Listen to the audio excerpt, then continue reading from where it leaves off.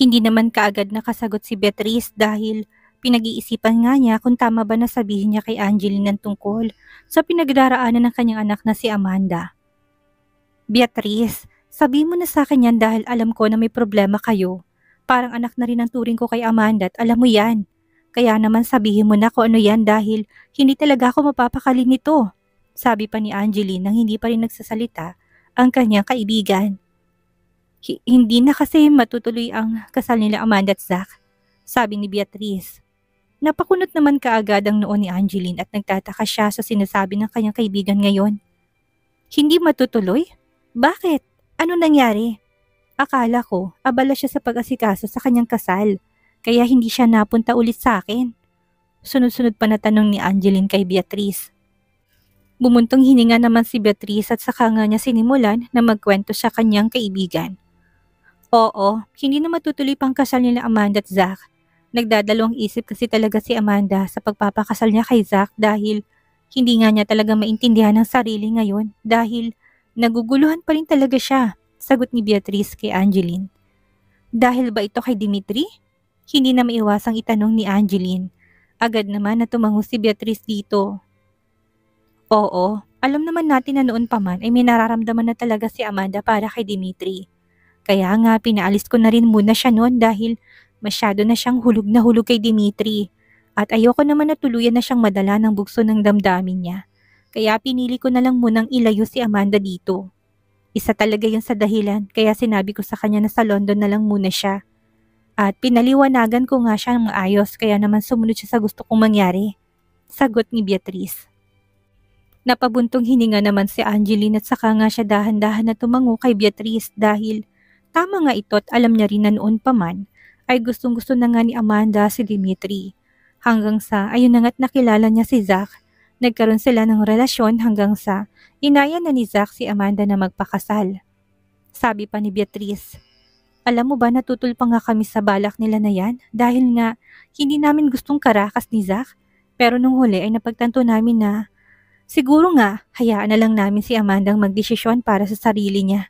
Kaya hinayaan na lang namin din silang dalawa sa gusto nilang dagdagan pa ni Beatrice. Saglit naman na natigil sa pagkukwento niya si Beatrice nang dumating ang kanilang kasambahay na mayroong dala ng merienda nilang dalawa. Mag-aasikaso na nga sana sila ni Zach at Amanda para sa kailangan nila sa kanilang kasal. Kaso nagpang-abot na naman dito si Zach at Dimitri. Dahil nadatnan nga ni Zach na naghahalikan sila Amanda at Dimitri. Kaya nagkagulo nung araw na yun dito. At doon na nga nagsimula na lalong maguluhan si Amanda. Pagpapatuloy pa ni Beatrice sa kanyang kwento. Yun nga siguro yung araw na umuwi si Dimitri na may pasa sa mukha at basag ang labi, sabat ni Angeline. Agad naman na tumango si Beatrice dito.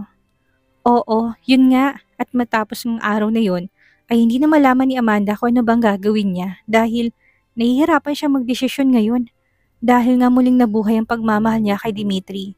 Pero hindi naman niya kayang saktan si Zach dahil nga minahal din naman siya ng tao, sagot ni Beatrice. Kumusta na si Amanda ngayon? Pasensya ka na, hindi ko alam ang tungkol sa bagay na yan. Pagkatapos, hindi ko pa nga siya naasikaso nung pumunta siya doon, sabi ni Angeline. Isang malalim na buntong hininga naman ang pinakawala ni Beatrice at saka nga siya umayos ng kanyang pagkakaupo. Simula nung manggaling si Amanda sa inyo, hanggang ngayon ay nagmumukpok siya sa kanyang silid at hindi lumalabas. Simula nang malaman niya na ipapakasal niyo na si Dimitri sa ibang babae. Nauutal pa na sagot ni Beatrice. Bigla namang natigilan si Angeline dahil sa sinabi ni Beatrice dahil ngayon niya lang naalala na narinig nga pala ni Amanda ang ilan sa mga pag-uusap nila noon nila Mr. Thanos bago ito umalis doon sa kanilang mansyon. Hindi niya rin kasi magawang sundan ito noon dahil nahihiya rin naman siya na basta nalang iwanan ang kanilang bisita dahil ayaw naman niya na mabastos sa mga ito. Nagpaubaya na lang kasi si Zach, siya na rin ang kusang lumapit sa amin noon at kinausap nga niya si Amanda tungkol sa kanilang relasyon. At dun nga maayos nilang tinapos sa dalawang kanilang relasyon. Ramdam ko na mahal ni Zach ang anak ko. Pero sabi nga niya ay gusto niyang maging masaya si Amanda. Kaya magpapaubaya na lang siya dahil alam niya na hindi na nga siyang mahal ng anak ko. Nakakahanga ang ginawa na yun ni Zack at bihira sa lalaking ganong katapang napapakawalan ang taong mahal niya para lang lumigaya to. Pagkukwento pa ni Beatrice. Anong ibig mo sabihin, Beatrice? Nautal pa na tanong ni Angeline sa kanyang kaibigan at tila ba hindi siya makapaniwala sa mga sinasabi ng kanyang kaibigan. Hiwalay na sila Zack at Amanda. Gusto ni Zack na maging masaya si Amanda kaya pinalaya niya ng anak ko. Sagot ni Beatrice. Matapos ng araw na yon ay masayang-masaya ang anak ko at excited na nga siyang makaharap ulit si Dimitri. Dahil alam nga niya na mahal na rin siya ni Dimitri. Dahil umamin na rin naman din talagang anak mo sa kanya. Yun nga lang hindi siya kaagad makapunta sa inyo dahil may mga inisikaso pa nga siyang mahalagang bagay. Dahil marami pa rin kasi siyang pinakansel na mga kinausap na niya para sa kanilang kasal sana ni Zack. Kaya nang natapos nga niyang gawin ang lahat ng yun, ay kaagad siyang nagpunta sa inyo. Dagdag pa ni Beatrice at bahagya pang ang lumungkot ang boses niya. Lalo na sa huling sinabi niya. Ibig mong sabihin? Ay kaya nagpunta si Amanda sa amin noon ay dahil kay Dimitri. Tila hindi pa rin makapaniwala na tanong ni Angeline kay Beatrice. Malungkot naman na tumango si Beatrice kay Angeline at saka siya mapahaos na ngumiti dito. Oo, yun talagang dahilan ng pagpunta niya doon. Kaso, mukhang huli na yata talaga ang lahat para sa kanila ni Dimitri. Malungkot na sabi ni Beatrice kay Angeline. Sandali namang natigilan si Angeline at sandali pa nga siyang nag-isip dahil nagulat talaga siya sa mga nalaman niya ngayon. Wala naman kasing sinabi si Amanda ng araw na nagpunta yon sa kanila, kaya wala talaga siyang kaalam-alam tungkol dito. Sabi ni Amanda ay ipapakasal niyo na raw si Dimitri at ang lalaking kausap niyo doon sa mukhang pamilya ng mapapangasawa ni Dimitri. Gustong-gusto ko na sanang tawagan ka para sabihin nga lahat ng ito sa'yo dahil ayoko rin namang makitang malungkot ang aking anak. Pero ang sabi ni Amanda, hayaan ko na lang daw kaya kahit na naaawa ako sa kanya, ayaw ko namang pakialaman ng personal niyang buhay. Kaya naman dito na lang muna ako sa bahay para naman matignan-tignan ko siya dahil ilang araw na nga siyang hindi lumalabas ng kanyang kwarto. Pagpapatuloy pa ni Beatrice. Napabuntong hininga naman si Angeline dahil sa mga sinabi ni Beatrice. Dahil hindi niya akalaing nagkakaganon na pala ngayon si Amanda. Alam mo ba kung bakit namin ginawa ang bagay na yon? Ang ipagkasundo si Dimitri sa ibang babae. Sabi ni Angeline at halata mo rin sa boses nito na malungkot nga ito. Ngayon naman ay si Beatrice naman ang napakunot ang noo dahil sa sinabi ng kanyang kaibigan. Hindi naman siya nagsalita pa at hinintay na lang nga niya ang kasunod na sasabihin ni Angeline. Nung umuwi si Dimitri noon na may pasa sa mukha ay awang-awa ko sa kanya. Ngayon ko lang siya nakita nagkagunon dahil iyak nga siya ng iyak. Alam ko naman na mahal niya si Amanda pero ayoko rin naman na pangunahan siya sa mga desisyon niya kaya hinayaan ko siya sa kung anong gagawin niya para sa taong mahal niya. Alam ko kung gaano katagal na naghintay si Dimitri sa pagbabalik ni Amanda. At alam ko rin kung gaano siya nasaktan nung malaman niyang ikakasal na pala si Amanda. Gusto ko rin sanang kausapin nun pati na rin si Amanda pero pinigilan ko na lamang din ang sarili ko dahil may tiwala ko sa anak ko sa kung anong balak niya. Pagkukwento ni Angeline kay Beatrice. Nagulat din naman si Beatrice sa sinabi ni Angeline dahil kung ganun pala ay parehas lang sila na naging sitwasyon na kanyang kaibigan. Nung umuwi nga si Dimitri noon na may pasay, doon na rin siya nagsimulang magmukmuk sa kwarto niya. At ilang araw din siyang hindi naglalabas noon kaya naman napagdesisyon na namin ni Denver na ipagkasundo na lang sa ibang babae si Dimitri. Ayaw rin naman kasi naming ipilit si Dimitri kay Amanda kahit na ang totoo niyan ay botong-boto na talaga ako kay Amanda para kay Dimitri. Kinausap naman namin si Dimitri noon at siguro dahil na rin sa nasasaktan na rin siya ay hindi niya na alam ang gagawin niya. Ay hinayaan niya na lang kami na nandadi niya na kung ano ang plano namin. Pagpapatuloy pa ni Angeline.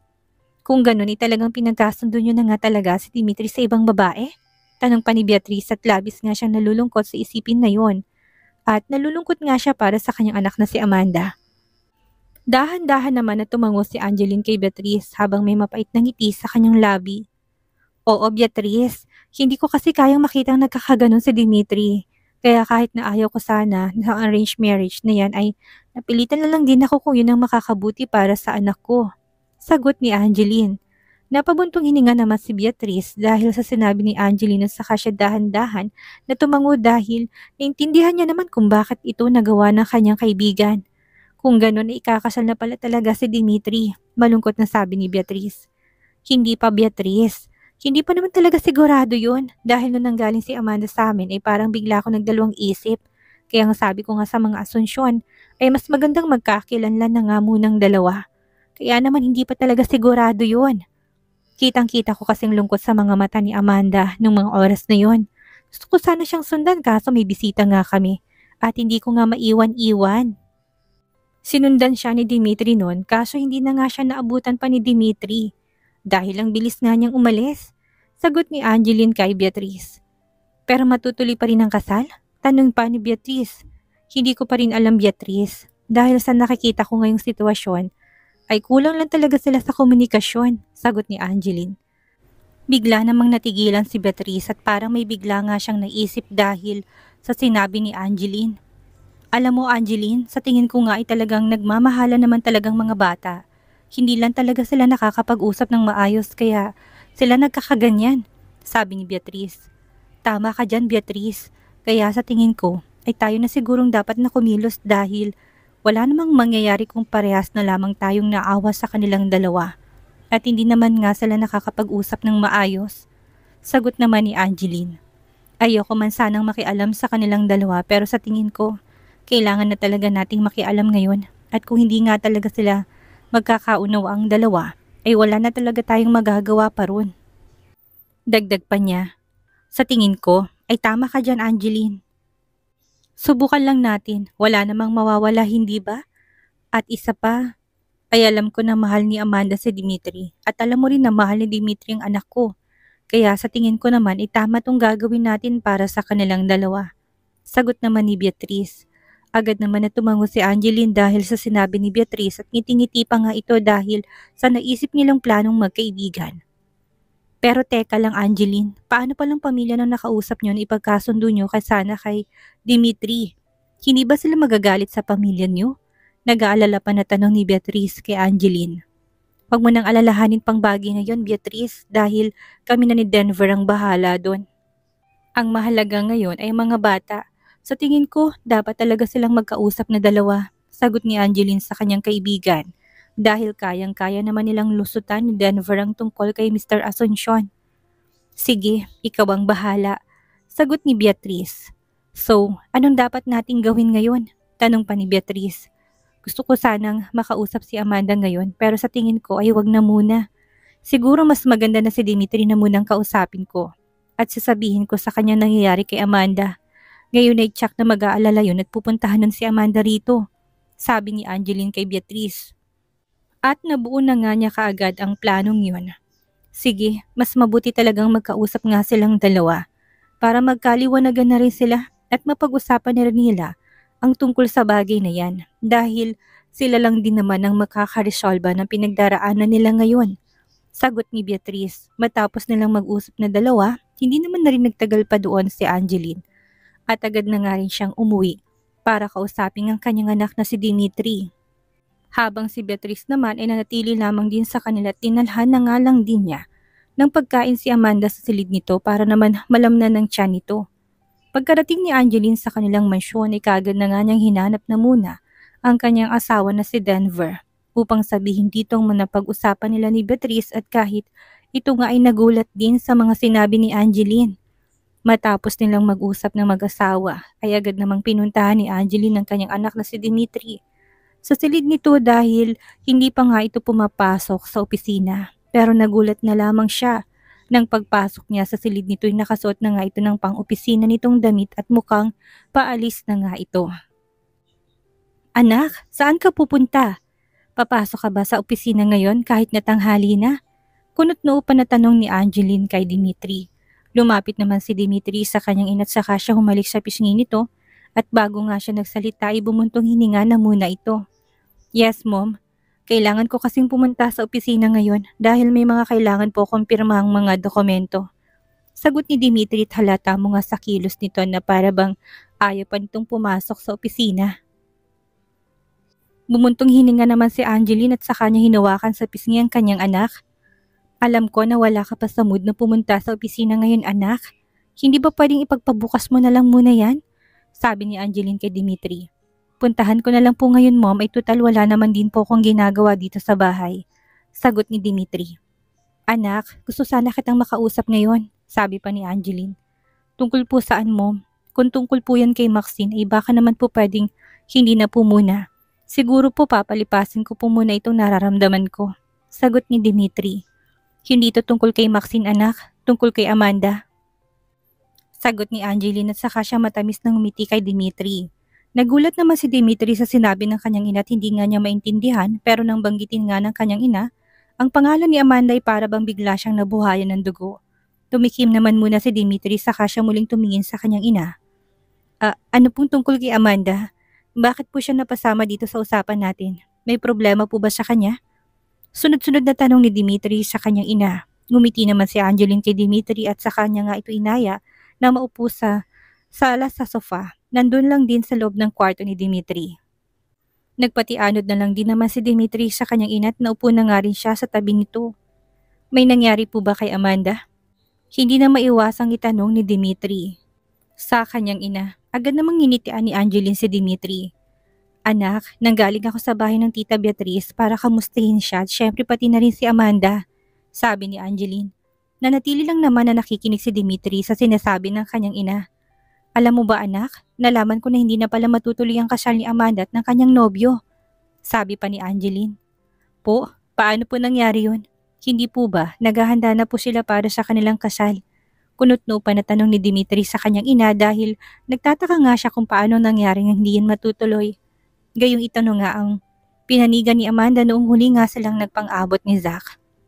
Anak, pinili ni Zach na magparaya dahil alam niya na ikaw talagang mahal ni Amanda. Nakakahangang ginawa ng bata na yon. Dahil imbis na ipaglaban nga niyang pagmamahal niya kay Amanda ay siya na lang ang kusang nagparaya para sa ikakaligaya ni Amanda. Nakangiti pa na pagkakwento ni Angeline sa kanyang anak. Gulat naman si Dimitri sa sinabi ng kanyang ina at napakurap-kurap pa nga siya dahil doon. Nasaan po si Amanda ngayon? Bakit hindi niya po ito sinasabi sa akin? Alam naman niya na mahal ko rin siya pero bakit wala naman siyang nababanggit na hindi na pala matutuloy ang kasal nila ng lalaki na yon? Tila naguguluhan pa na sabi ni Dimitri. Bumuntong hininga naman si Angeline na saka siya mapait na nginitian si Dimitri. Naalala mo ba anak, nung nakarang linggong nandito si Amanda? Ang sabi ng Tita Beatrice mo ay yun daw ang araw na dapat nasasabihin niya sa yung mga nangyari. Kaso nga nadatna naman niya tayo noon na kinakausap ng pamilya Asuncion. Malungkot pa nasabi ni Angeline na paawang naman ang bibig ni Dimitri nang maalala nga niyang araw na yon. At ngayon nga niya napagtanto na kaya pala parang umiiyak na nga si Amanda noon ay marahil talagang nasaktan yun sa mga narinig nito. Muli na pabaling ng tingin si Dimitri sa kanyang ina at saka nga niya hinawakan ng kamay. Mom, nasan po si Amanda ngayon? Gusto ko po siyang puntahan. Gusto ko po siyang makausap ngayon din. Sabi ni Dimitri at parang ang biglang nabuhayan siya ng loob at gusto na nga niyang makausap kaagad si Amanda. At isa pa ay miss na rin niya kasi talaga ito. Nasa kanilang mansyon lang si Amanda, sabi ng Tita Beatrice mo, at ilang araw na daw itong nagmumukmuk doon. Simula nang malaman nga nito na ipagkakasundo ka namin sa ibang babae. Mukhang nasaktan natin ang damdamin ni Amanda anak, malungkot pa na sagot ni Angeline kay Dimitri. Gusto ko po siyang puntahan. Kailangan ko po siyang makausap para malaman niyang totoo. Kailangan niyang malaman na hindi niyo po ako ipinagkasundo at hindi ako ikakasal sa ibang babae. Sabi ni Dimitri sa kanyang ina at hindi na nga niya napansin ang pagpatak ng kanyang luha at ito ay sa sobrang saya dahil sa mga nalaman niya. Gusto ko pong sabihin kay Amanda ngayon kung gaano ko po siya kamahal, Mom. Dagdag pa ni Dimitri. Agad namang napangiti si Angeline dahil sa sinabi ni Dimitri at pinunasan pa nga niyang luha ni Dimitri na lumanda sa pisngi nito gamit ang kanyang kamay. Alam ko naman kung gaano mo kamahal si Amanda anak kaya hindi kita pipigilang kausapin siya ngayon. Nakangiti pa na sabi ni Angeline at masaya talaga siya para kay Dimitri. Sige po mommy, aalis na po ako. Gusto ko na po siyang puntahan ngayon din. Nakangiti pa na sabi ni Dimitri at sa kanya hinalikan sa noo ang kanyang ina. At agad na nga itong naglakad papaalis ng kanyang silid pero natigilan nga siya. Nang biglang nagsalita ang kanyang ina. Sandali lang anak, hindi ka ba man lang magpapalit ng damit mo? Talaga bang nakaganyan ka nang pupunta kay Amanda? Pigil ni Angeline sa kanyang anak. Bigla namang natigilan si Dimitri, saka nga niya tinignan ang suot niya at nakapang-opisina nga pala siya. Kaya naman, bahagya na lang talaga siyang natawa at napailing.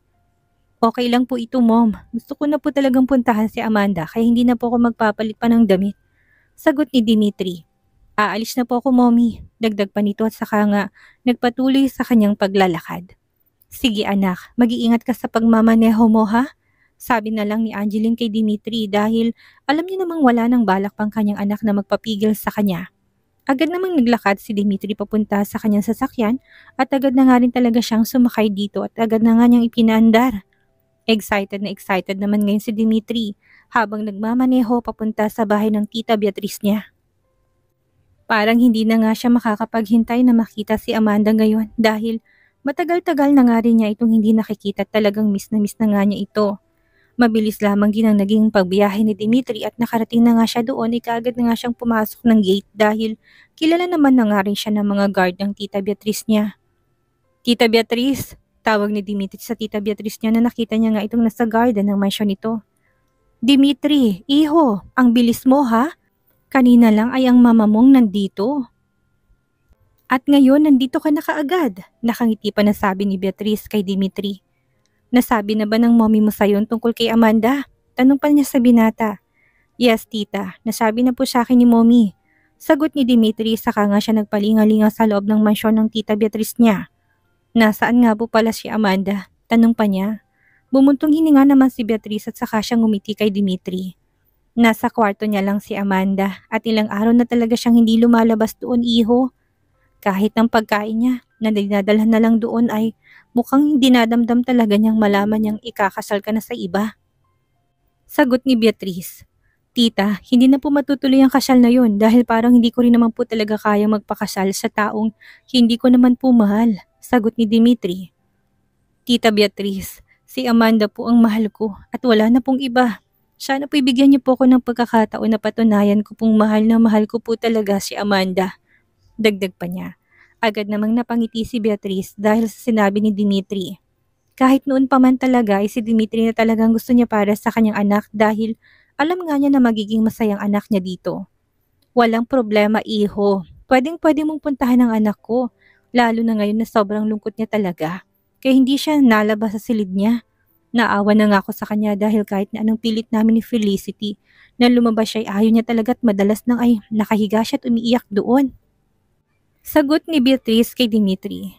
Para namang kinurot ang puso ni Dimitri dahil sa sinabi ng tita Beatrice niya. Kung ganun pala ilang araw nang pinapahirapan ni Amanda ang kanyang sarili nang dahil doon sa mga narinig nito nung narunto sa kanilang mansyon. Nauna namang naglakad si Beatrice at kagad namang sumunod si Dimitri sa kanya hanggang sa may silid ni Amanda. Pero bago pa man kumatok si Beatrice ay muli nga siyang humarap kay Dimitri isang malalim na buntong hininga ang pinakawalan niya. Dimitri, ikaw na sanang bahalang kumausap sa kanya dahil totoong napapabayaan na niyang sarili niya. Gusto ko man siyang piliting kumilos ay alam ko naman kasi na may pinagdaraanan siya. Kaya naman nagkakaganyan. Kaya sana mag-usap na kayo ng maayos at magkaliwanagan na kayong dalawa. Sabi ni Beatrice kay Dimitri. Opo, Tita Beatrice, huwag po kayong mag-alala dahil ako na pong bahala kay Amanda. Mahal na mahal ko po siya at handa po akong gawin ang lahat para lang suyuin siya. Nakangiti pa na sagot ni Dimitri. Agad namang napangiti si Beatrice dito at saka nga siya tuluyan na kumatok sa pinto ng silid ni Amanda.